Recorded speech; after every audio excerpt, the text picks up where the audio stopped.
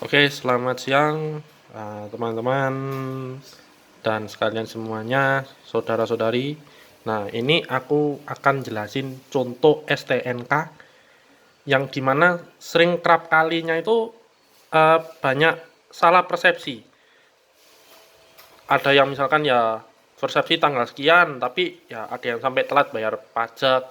Ya tentu saja kalau telat bayar pajak pasti akan dikenakan biaya denda yang ditentukan oleh pihak perpajakan pada kepolisian.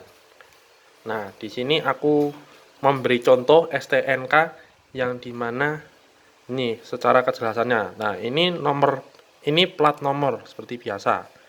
Nah, pastikan kalian kalau misalkan membawa kendaraan, kalau mau melakukan mobilitas apa saja, pastikan kalian cocokkan dengan plat nomor di kendaraannya kalian masing-masing.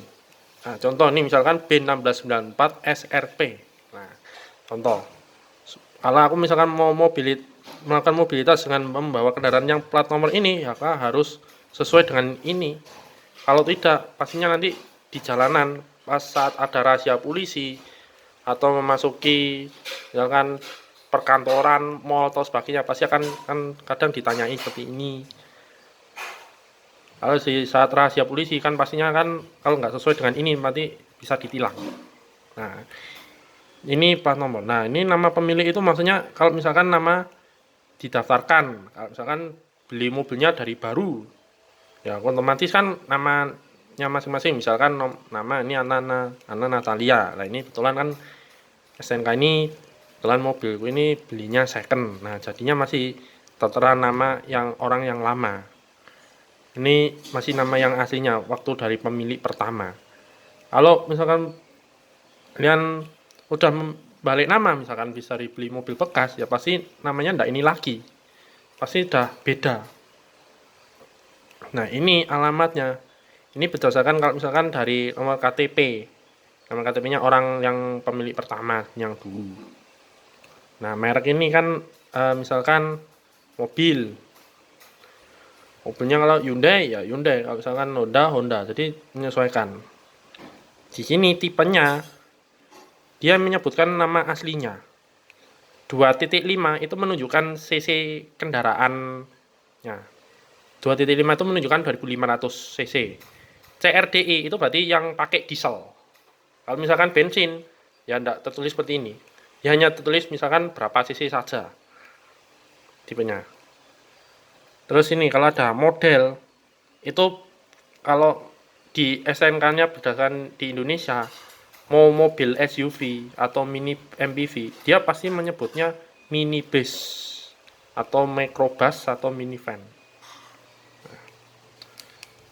Tahun pembuatan itu berdasarkan mobil, tahun produksinya mobil. Misalkan Hyundai H1 tahun 2013, ya otomatis yang tertera di SNK itu 2013. Nah, kemudian isi silinder itu otomatis 2490. Dia dibulatkan menjadi 2500. Nah, nomor rangka itu di sini tertera berdasarkan kendaraan kalian masing-masing. Dan nomor mesin itu berdasarkan mesin yang digunakan di kendaraannya masing-masing. D4CBC. Nah, kalau kendaraan masing-masing pasti ya nomornya beda-beda. Ini perpanjangan STNK itu maksudnya gini. Berarti ini sudah misalnya sudah membayar pajak dari tahun sebelumnya untuk yang berlaku sampai tahun 2022 ini, ya maka ada keterangannya ini menunjukkan bahwa ini STNK ini sudah dibayar pajaknya dari tahun sebelumnya.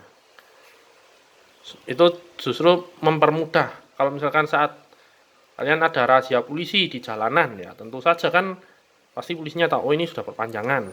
Kalau belum perpanjangan alias STNK atau pajaknya mati, ya otomatis itu kan kena tilang, pasti kena sanksi tilang. Ini pasti ada keterangan yang jelas.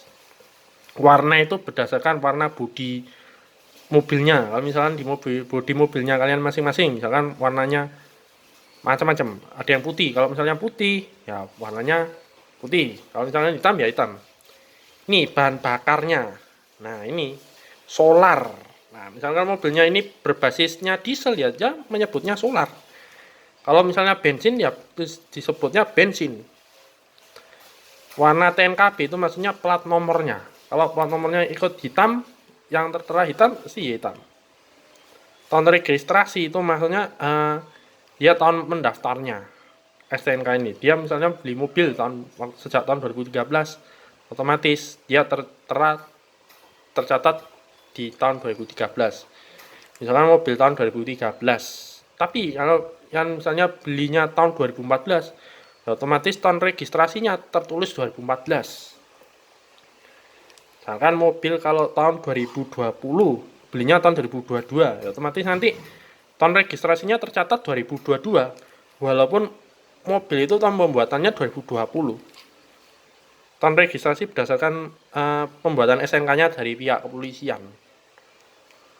Nomor BWKB itu yang jelas berdasarkan suratnya di masing-masing.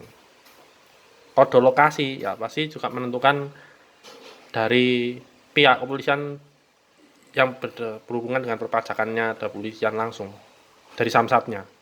Nomor urut pendaftaran itu pasti ada sama, kurang lebih sama seperti ini. Berlaku sampai 4 bulan 4 tahun 2023 itu maksudnya gini. Nah, tanggal 4 ini 4 angka 4 ini menunjukkan tanggalnya. Bulan 4 itu menunjukkan bulannya.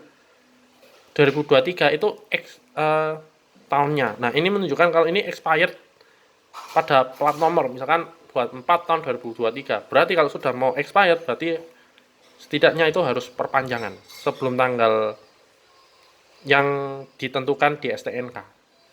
Karena kalau misalkan telat itu pasti ada dendanya juga, seperti kalau membayar pajak. Nah, ini contohnya ini pengesahan validationnya. Ini kalau di stempel ini berarti tahun pertama udah pernah bayar. Biasanya itu di stempel di tiap sini nih. Tiap tahun kalau sudah bayar pajak, misalkan 2000, kalau di perpanjangan misalkan 2018, berarti 2019 ya bayar 20, 21, 22. Seperti itu contohnya.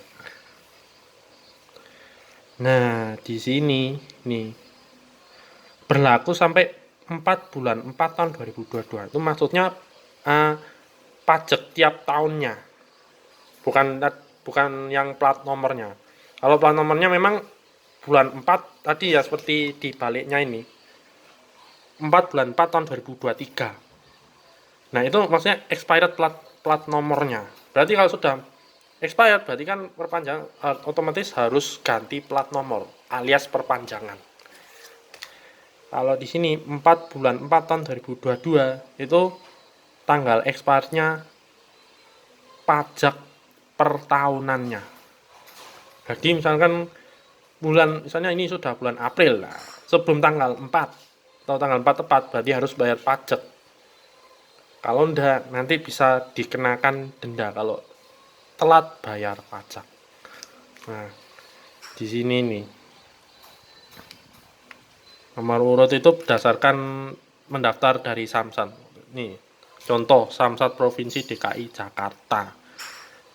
Jadi berdasarkan wilayah di masing-masing. Kalau mendaftar SNK misalnya membeli mobil di daerah masing-masing, di daerah Mojokerto ya berarti otomatis Samsat Provinsi Jawa Timur.